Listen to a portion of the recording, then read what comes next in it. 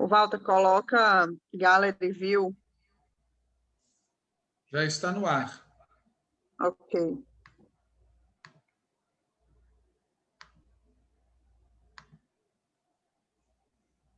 Está a Gallery View.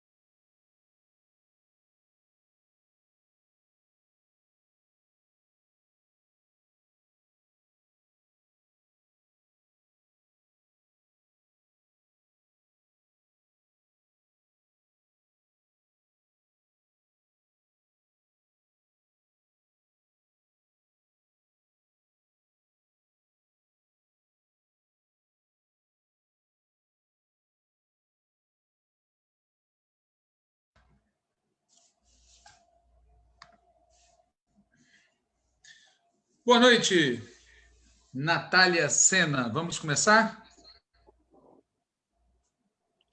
Boa noite, Walter Pomar.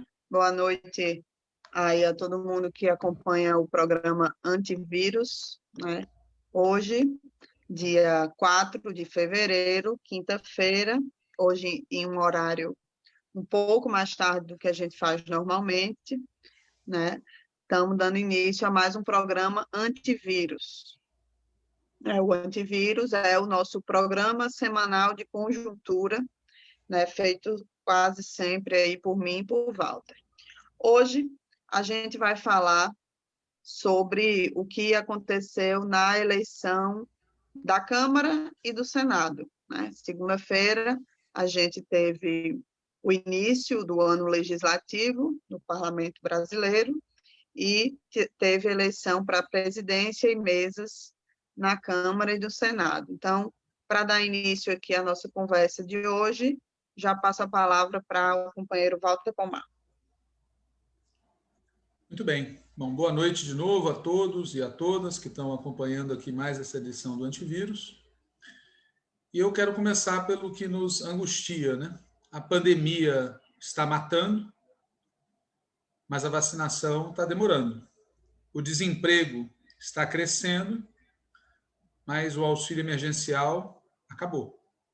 A economia está indo ladeira abaixo e o Congresso Nacional, por acaso, interrompeu o seu recesso para discutir os assuntos que afligem o povo? Não.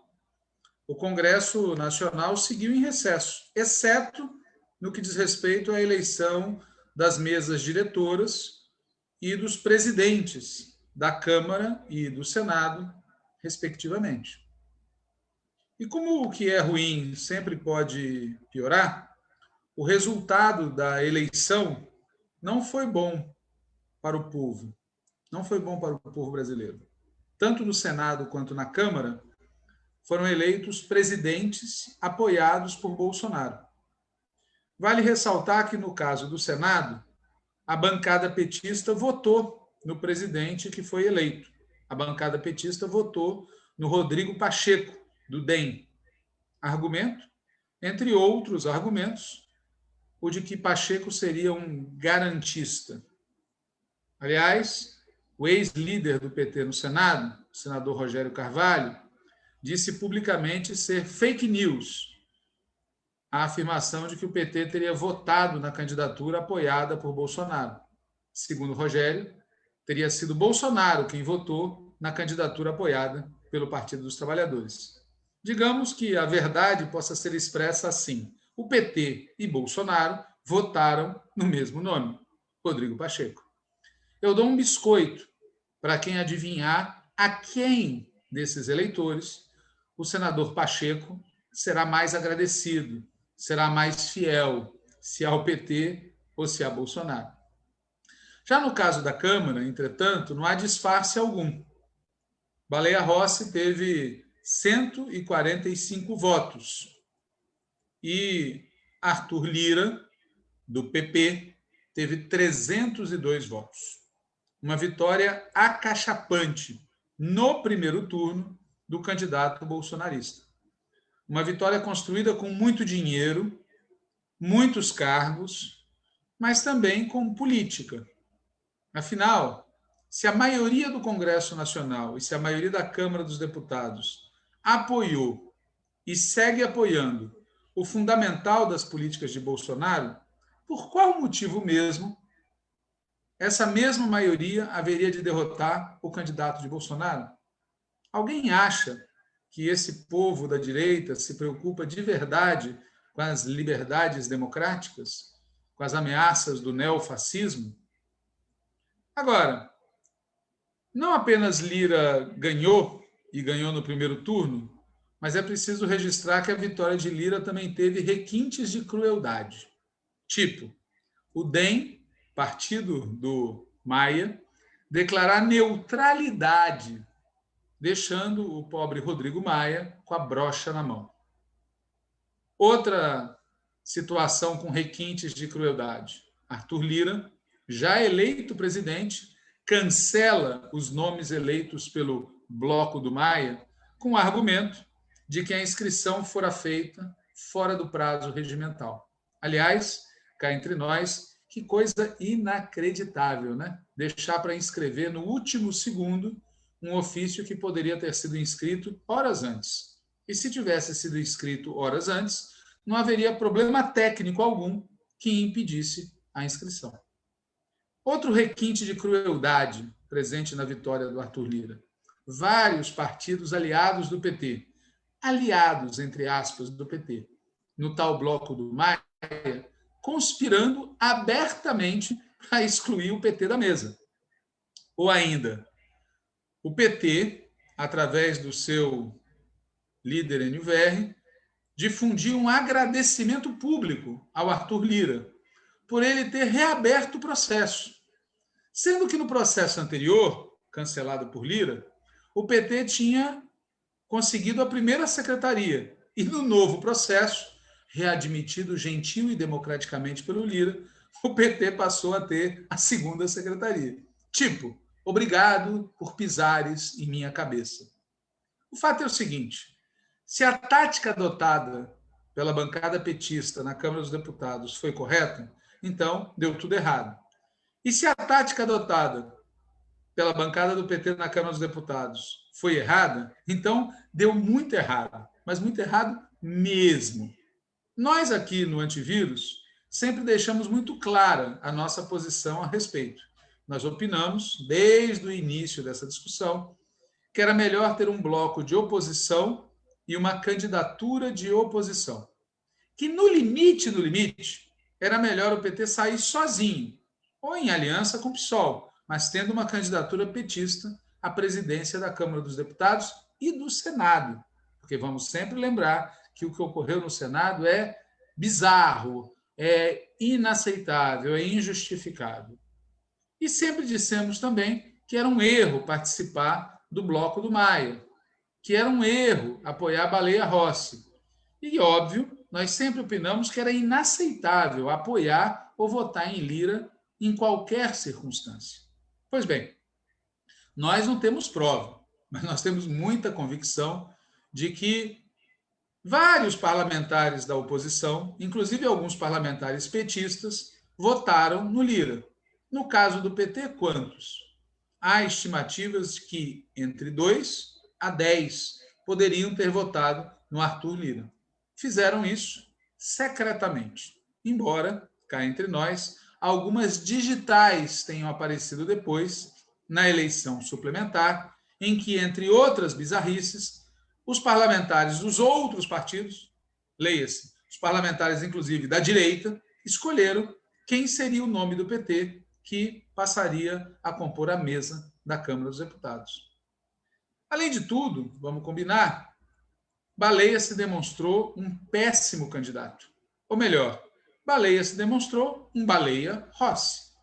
Golpista de 2016, pró-prisão de Lula, eleitor de Bozo no segundo turno de 2018 e, acima de tudo, um adepto das políticas neoliberais e sem compromisso algum com o impedimento, com o impeachment do cavernícola.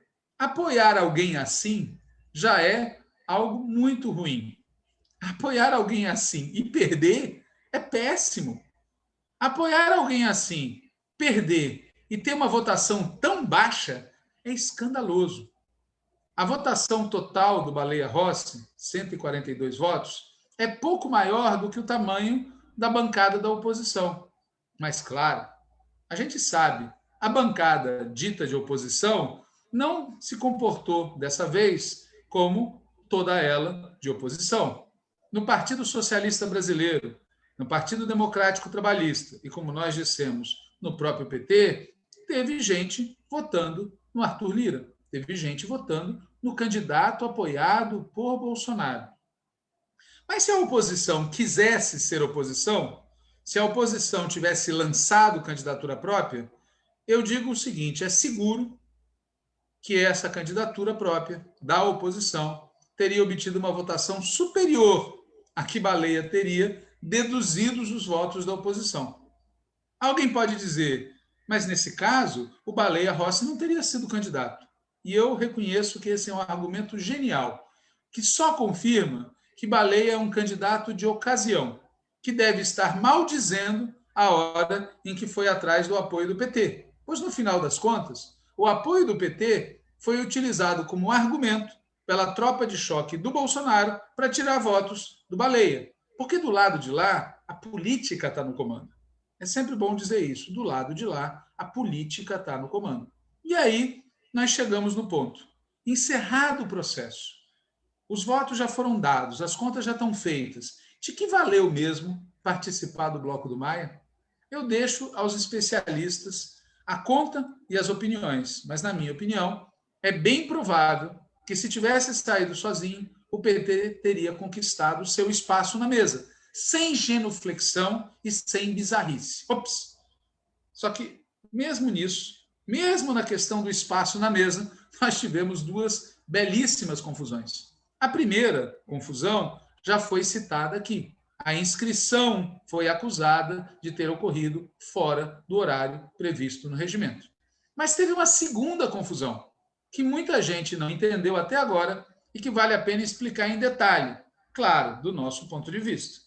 Nós estamos nos referindo ao nome que iria para a mesa, ao nome do petista que iria para a mesa da Câmara dos Deputados. Até domingo, 31 de janeiro, esse nome ainda não havia sido definido.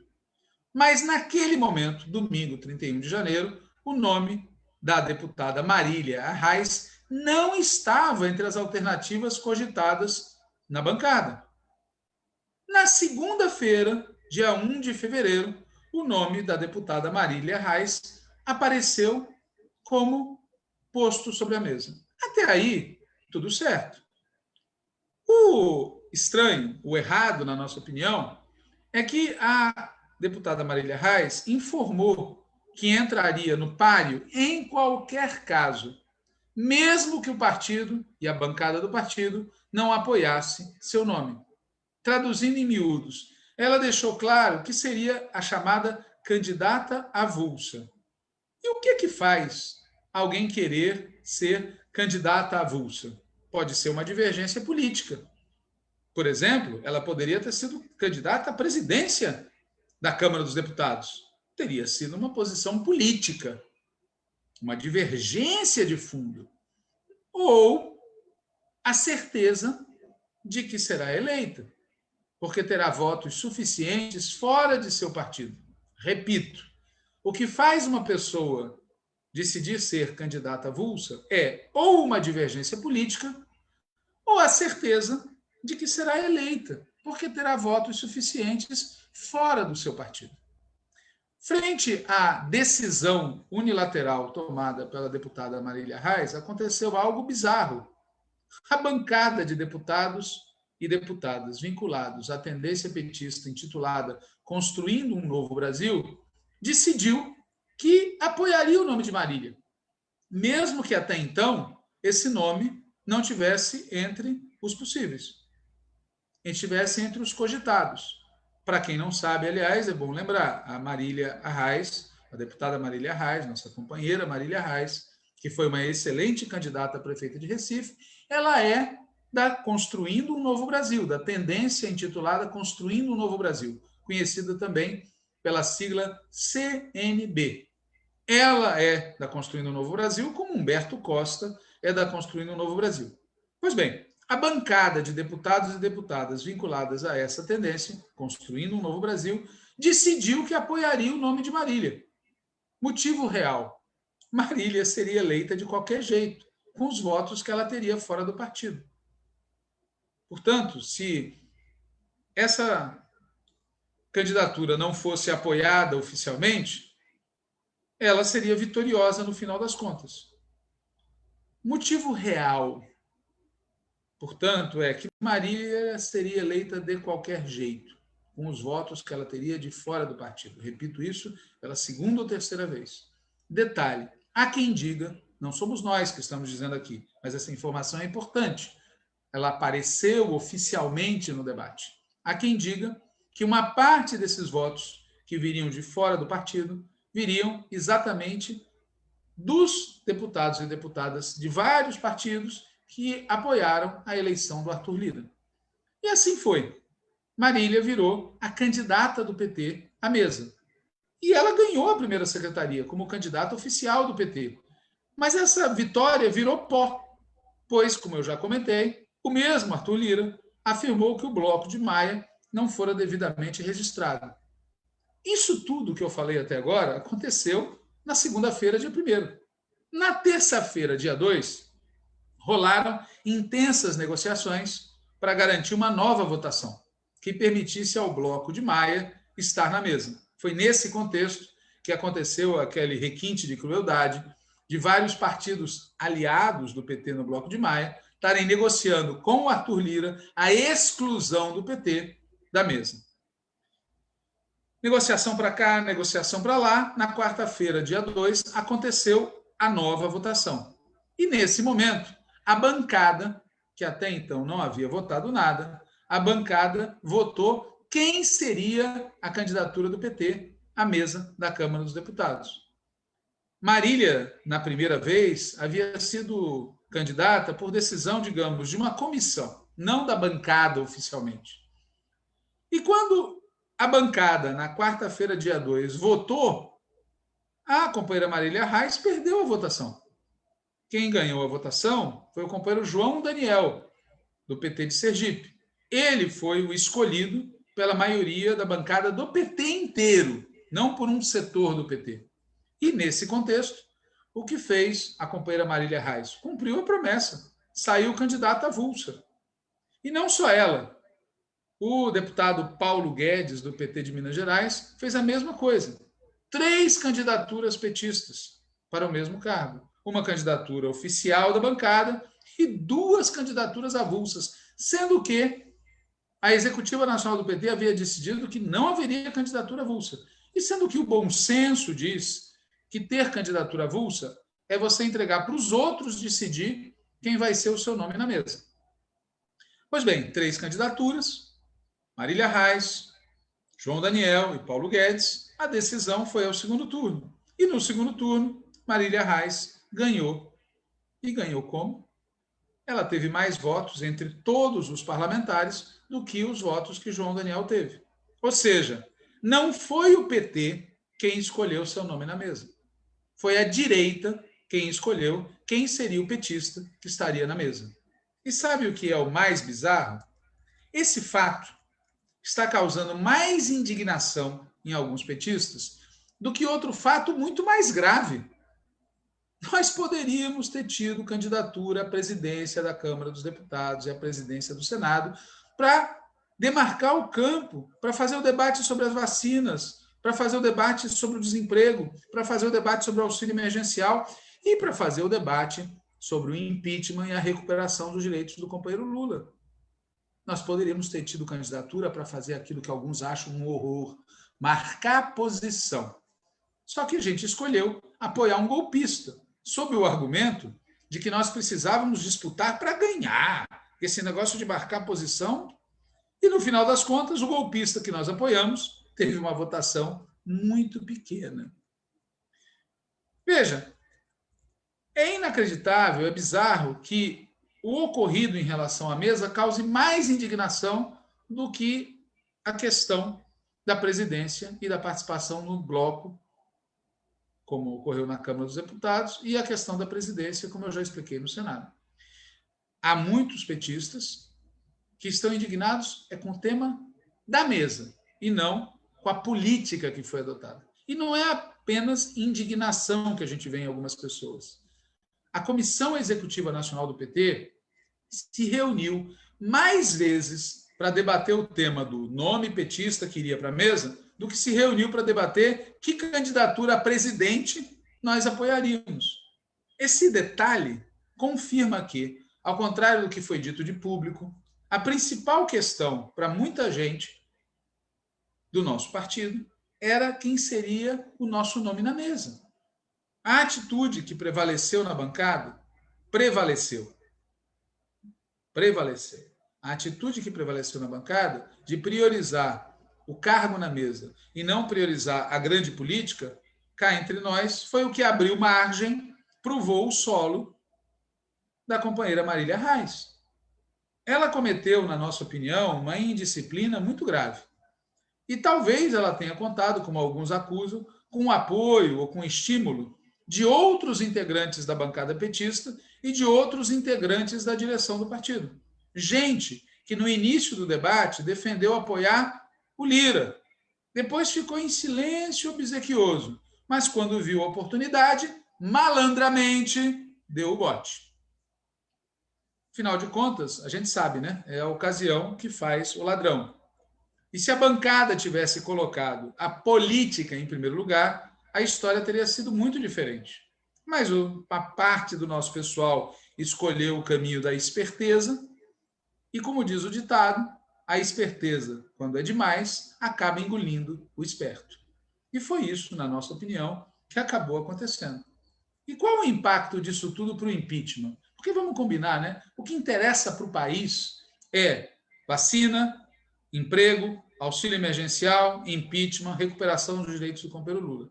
Qual é o impacto disso que aconteceu para o impeachment? Na nossa opinião, na prática, nenhum. Pois se Baleia tivesse sido vencedor, ele faria como Arthur Lira fará.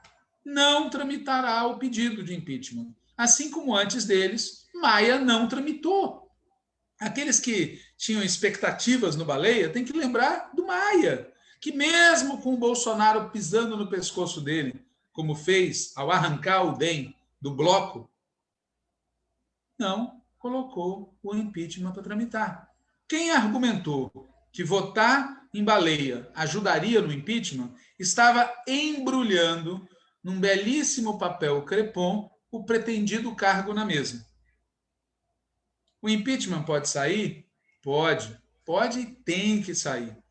O impeachment podia sair com Baleia, poderá sair com Lira, se for atendida uma condição fundamental: pressão popular.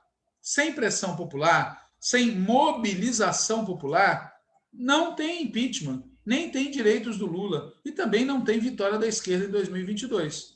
E não tem mobilização popular, não haverá mobilização popular, se o grupo que é majoritário na esquerda brasileira, é majoritário no Diretório Nacional do PT e é majoritário na bancada do Senado e da Câmara dos Deputados, continuar se comportando como uma bela adormecida. Não vai ter mobilização popular enquanto uma parte da esquerda brasileira continuar se comportando como uma bela adormecida. Vocês lembram da história? Aurora, filha de um rei, é amaldiçoada. Ao completar 15 anos, a Aurora vai espetar o dedo no fuso de uma roca de fiar e vai cair em sono profundo por um século, junto com todo o reino. Para quebrar o feitiço, é preciso que apareça um príncipe encantado. O príncipe aparece, beija a bela adormecida, ambos se casam, o reino inteiro acorda e eles vivem felizes para sempre. Pois bem, existe um setor da esquerda brasileira e um setor do PT que se comporta como a bela adormecida da história. Sofreu o golpe, caiu em sono profundo e está esperando que o príncipe encantado, no caso, um aliado da direita, ora é o Rodrigo Maia, ora é o Baleia, ora é o Dória, estão esperando que um príncipe encantado venha, nos dê um beijo, aí a gente se casa e vai viver felizes para sempre, de volta ao mundo que existia antes do golpe. Cá entre nós, pessoal, se nós queremos de verdade derrotar Bolsonaro, a gente não pode depender do apoio da direita. Se nós conseguirmos derrotar o Bolsonaro ou demais, nós não vamos voltar para o mundo que existia antes de 2016. Esse mundo, a fantasia que se faz sobre o que era esse mundo, não existe mais. O setor que é majoritário na esquerda brasileira e também na bancada e no Diretório Nacional do PT precisa sair do torpor, precisa sair da condição de adormecido, precisa acordar, precisa parar de acreditar em fábula. Afinal de contas, para citar outra fábula que todo mundo conhece, um lobo vestido de vovozinha continua tendo a boca cheia de dentes. Tanto as eleições municipais de 2020 quanto a eleição das mesas, ocorrida agora, confirmaram que, ao menos no atual momento histórico, não vai ser por caminhos eleitorais e institucionais, muito menos através de alianças com setores da direita golpista, que a esquerda vai conseguir derrotar Bolsonaro. Ou a gente muda a correlação de forças na sociedade, ou a gente muda a correlação de forças, em particular na classe trabalhadora, ou a disputa institucional continuará sendo decidida em favor da direita. Ou a direita bolsonarista raiz, ou a direita bolsonarista eventual, ou o centrão raiz, ou o centrão gourmet. Mas, sem mudar a correlação de forças no seio do povo, quem vai continuar ganhando as disputas institucionais vai ser a direita. Ninguém gosta de derrota. Mas já que a gente foi derrotado, vamos pelo menos tirar alguma lição do ocorrido. A começar, talvez, lembrando daquela máxima do Barão de Tararé: de onde menos se espera, daí é que não sai nada. Insistir em aplicar uma estratégia superada só vai produzir novas derrotas. Eu espero, sinceramente, que a direção nacional do Partido dos Trabalhadores convoque, mais cedo do que tarde, um encontro nacional que sirva para a gente debater e aprovar uma nova orientação política, uma orientação que seja adequada aos tempos de guerra que nós estamos vivendo. Agora, quem quiser continuar se comportando como Chapeuzinho Vermelho ou como Bela Adormecida, vai ficar para trás. É isso que eu teria aqui para falar.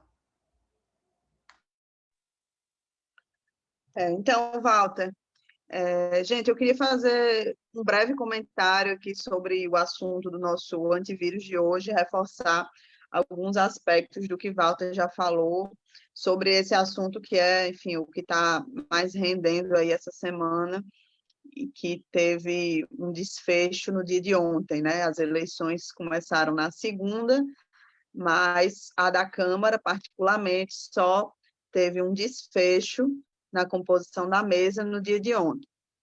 Vejam, na Câmara, a gente teve 145 votos em Baleia Rossi, né? No bloco dele, tinha algo em torno de 10 partidos, metade partido de oposição, que somam algo em torno de 130 deputados. Então, assim, é um absurdo, quando você analisa os números, né, a conclusão é que nem a direita e nem a própria oposição entregou os votos que se comprometeram ao formar o bloco, né? Veja, se tem 130 deputados de oposição, não teve 15 votos da direita. Então, eu acho que teve mais votos da oposição do que da direita, que estava no bloco, mas também teve quebra de votos, né, considerável na própria oposição. Isso precisa ficar muito nítido para a gente saber do que é que se trata essa oposição, né, nesses partidos como o PSB, PDT, e inclusive no próprio PT, como o Walter já comentou, né? E acho que é importante a gente saber dos números, porque isso é muito concreto no sentido de que, no fim das contas, para todo mundo, o que estava em jogo eram os cargos. Né? Quando se viu que o lado de lá ia vencer, alguns antes, outros depois, outros mais na véspera, foi a migração, né, que era algo previsto, mas se concretizou, foi geral. Né? 302 votos é uma diferença muito grande, né? Se você considerar que tinha expectativas, a gente ouviu isso depois do resultado, tinha expectativas dentro do PT de que a eleição fosse para o segundo turno. Então, assim, é um sinal de que a ilusão era muito grande até no curso da eleição, né? Não se conseguiu fazer nem a leitura na véspera de que a coisa já estava perdida. Né? No Senado, né, foi tudo em paz, porque lá é uma casa de lordes. Então, o PT votou, tudo foi resolvido na segunda, no horário comercial, ocupou lá o seu cargo na mesa diretora, e na Câmara, como o Walter já relatou aí detalhadamente, foi o caos, né? Aquela história do problema técnico. Vamos lembrar que na tarde de segunda-feira já começou a tensão com a possibilidade do indeferimento do bloco, né? A gente, ali entre 1, 2, 3 horas da tarde, isso ficou indefinido. E aí foi a brecha que Arthur Lira precisava para fazer o que era óbvio que ia ser tentado, que é não deixar o PT com a primeira secretaria. Vejam, a primeira secretaria da Câmara é a que é conhecida como Secretaria-Geral. É aqui, dentre outras atribuições, faz a fiscalização e a aprovação das despesas feitas pela Câmara. É óbvio, né, que ia ter algum tipo de operação para tirar o PT de um espaço como esse, por parte do bloco de Bolsonaro, que era o bloco de Lira que acabou ganhando. Então, enfim, primeira coisa que eu queria lembrar é isso, entendeu? Mesmo quem direcionou todos os esforços para montar uma tática cujo principal objetivo era conseguir um bom cargo, não teve condições de operacionalizar as coisas ao ponto de não deixar nenhuma brecha, né? Então, assim, se podia ter problema técnico, tivesse inscrito 3 horas antes, né? Enfim, e aí o resto da situação, Walter já contou como é que se deu, né? A bancada do PT entrou em uma situação de crise, né, com a pressão que a deputada Marília Reis colocou sobre a bancada, porque simplesmente ela disse que gostaria de ser candidata e que, se ela não fosse escolhida como candidata oficial do partido, ela disputaria avulso. Isso já na segunda-feira, né? Então, ela foi escolhida candidata avulso do partido nesse contexto, né? De que teve uma pressão para ser a candidata na segunda, quando os candidatos foram inscritos. A partir do momento que o bloco que o PT fazia parte foi derrubado por Arthur Lira, após ele ser empossado como presidente da Câmara, a situação mudou, né? Então, houve um zigue-zague nesse momento. A princípio, o bloco sendo dissolvido, não iria mais ter como ocupar os cargos a partir de um bloco, né? E aí, na terça-feira, foi que foi se refazendo as coisas e se buscando novos acordos, e, finalmente, né, foi definido uma nova data para a eleição, né, a partir de acordos, enfim. Então, não tinha mais bloco, mas foi viabilizado um acordo que, obviamente, atingiu o objetivo do presidente eleito, Arthur Lira, que era tirar o PT da primeira secretaria. Então, foi viabilizado um acordo que rebaixou o PT para a segunda secretaria da Câmara, né? A partir dessa situação, naturalmente, é óbvio que isso ia acontecer, é legítimo, né? Teve uma pressão de uma parte da bancada para rediscutir o nome, né? As circunstâncias que o nome foi decidido era uma que mudou, então, legitimamente foi pedido para que se fosse rediscutido, né? E aí foi nesse contexto que foi a voto na bancada entre 2 nomes, em 3 nomes, na verdade, né? Os 3 que foram candidatos, João Daniel foi o candidato oficial e Marília e Paulo Guedes foram candidatos avulsos, os 3 colocaram os seus nomes para serem votados na bancada, né? João Daniel teve 24 votos, Marília teve 22 e Paulo Guedes teve 1 voto, somente o dele próprio, né? E isso causou um chacoalho, né? Porque a bancada, há muito tempo, funciona da seguinte forma: existem 2 campos, um é a CNB, outro campo é as diversas correntes que não fazem parte da CNB, se alternam nos espaços, né, nos tais espaços de tarefas dentro do parlamento. Cito aqui como exemplo a liderança da bancada e a ocupação do cargo da mesa. Então, é comum que, quando um campo ocupe a liderança, o outro campo ocupe o cargo na mesa, e assim vai, isso vale para outras questões também, né? Então, o fato é que esse modo de funcionamento, que obviamente pode ser questionado, não necessariamente é o ideal, tem problemas políticos de funcionamento, óbvio que isso não é nada perfeito, mas foi remexido por essa situação toda. E aí, com a mudança do candidato oficial do PT, né, Marília fez a opção de levar para o plenário da Câmara a divergência, né, que era o que ela já tinha informado que faria desde a segunda-feira. Porque o fato é o seguinte, gente, os candidatos de um mesmo partido, né, só disputam a vaga do partido. Então, ela, por exemplo, não tinha como ela se inscrever para disputar a terceira secretaria ou a primeira, ela tinha que disputar a vaga que cabia ao PT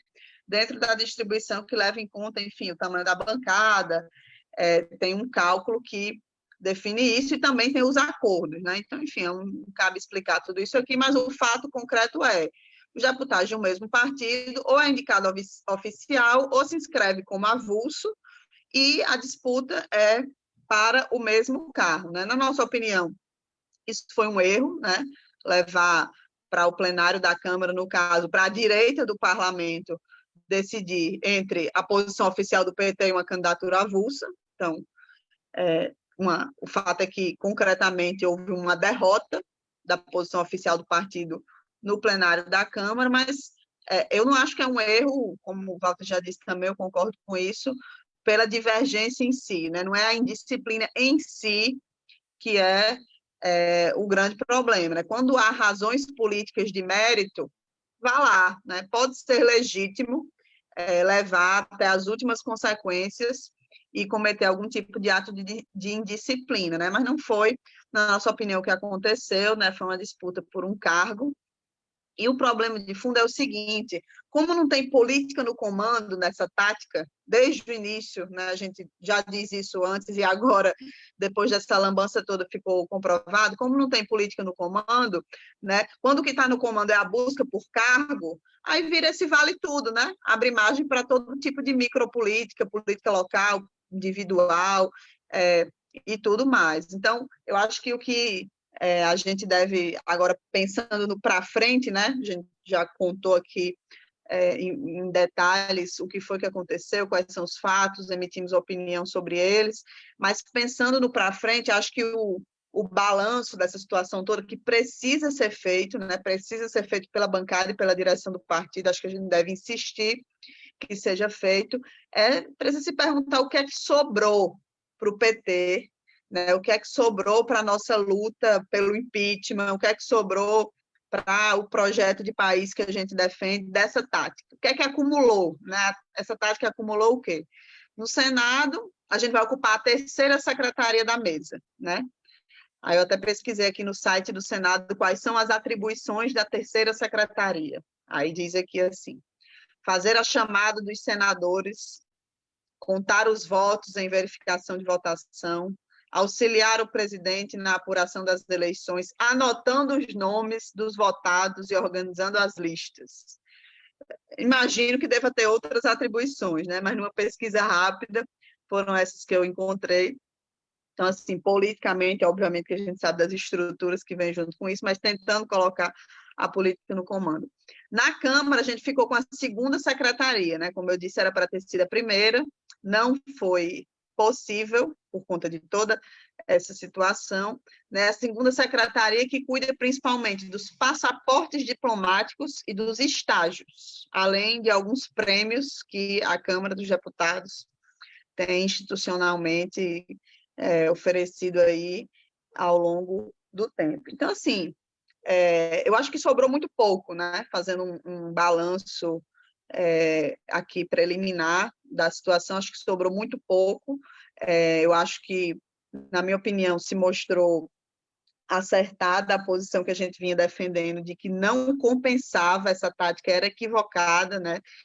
Privou a gente de fazer disputa política da grande política. A gente está há 2 meses batendo cabeça internamente,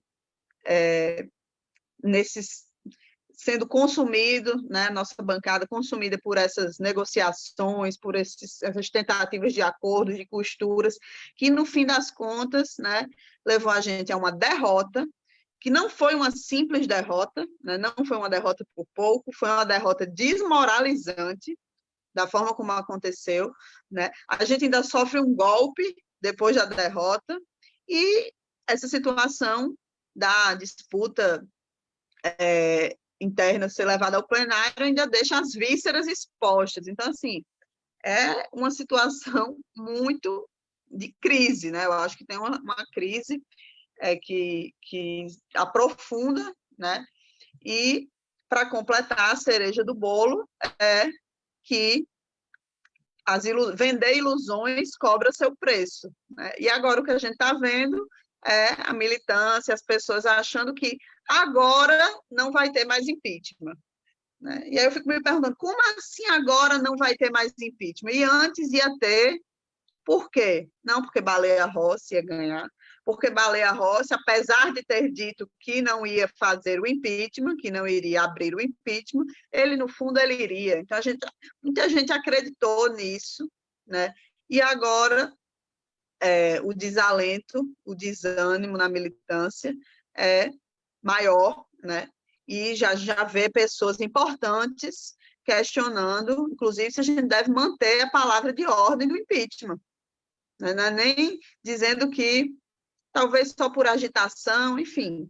Então, é muito ruim, né, toda essa situação. Acho que o balanço é negativo, não teve a tática adotada não tem consequências só no terreno parlamentar, ela tem consequências no terreno da luta política mais geral, da luta social, o caldo que estava engrossando, por exemplo, no rumo do impeachment, essa ilusão que foi vendida na tática pró-Baleia Rossi causa danos, foi deletéria, né? Quando o que a gente precisa é justamente o contrário, né? A gente precisa de uma militância, de direções, de um partido que deixe de lado as ilusões em saídas fáceis, né?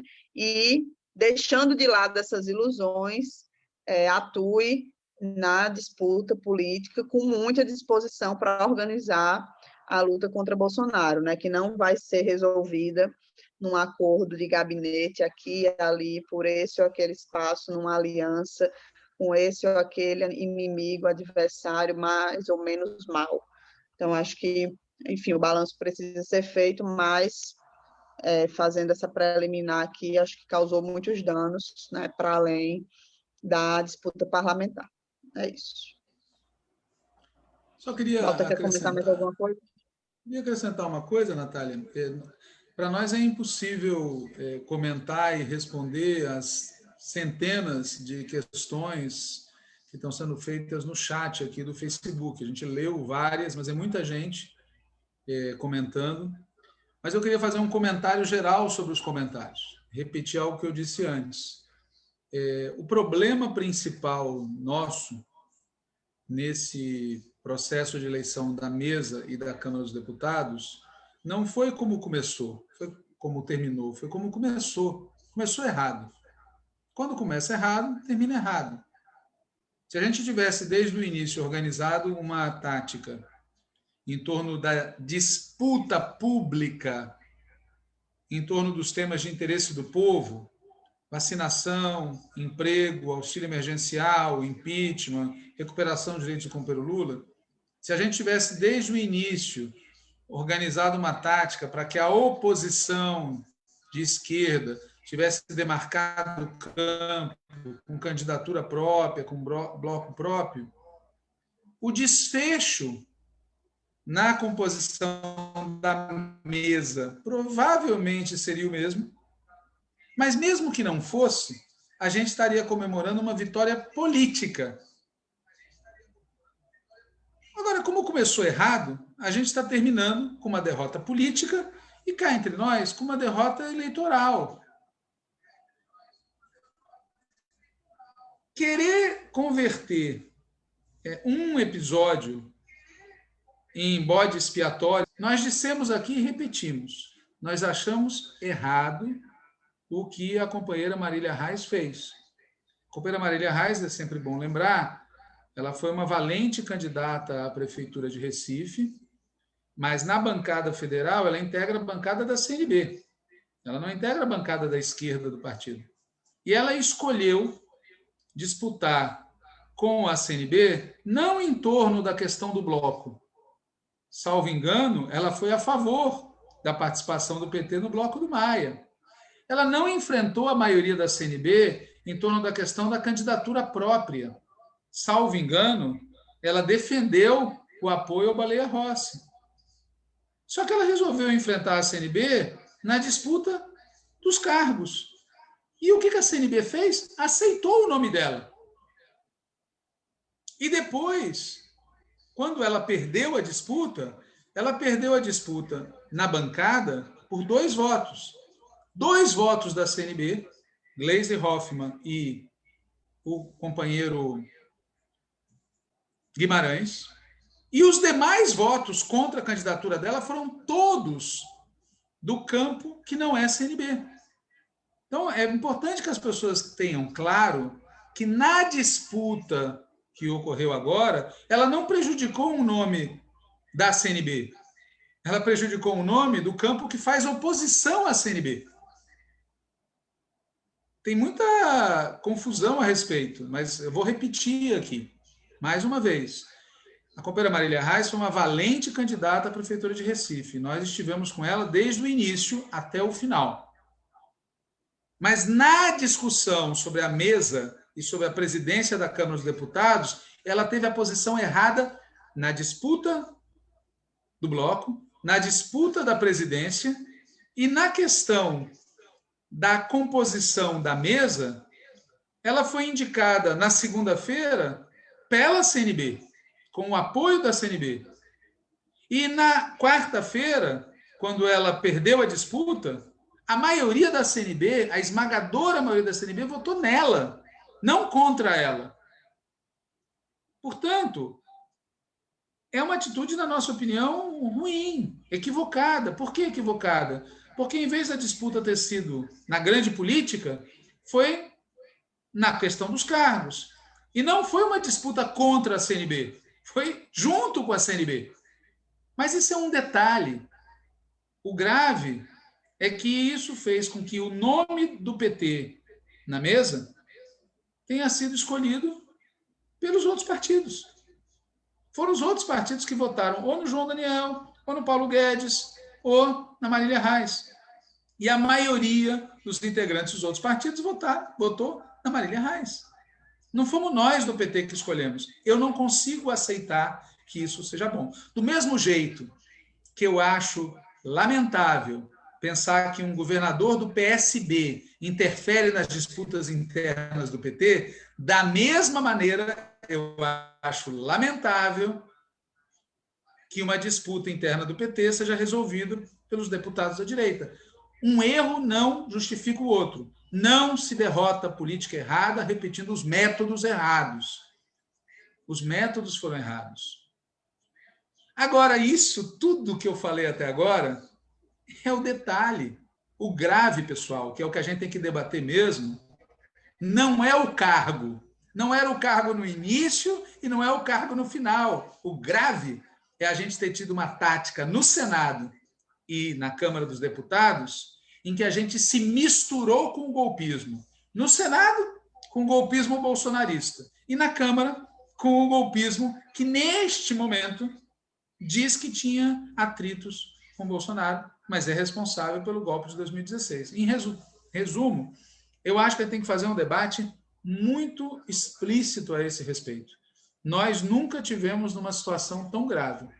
Ou o PT enfrenta esse debate na política e a gente consegue reconstruir uma linha, ou nós vamos ir de crise em crise se arrastando.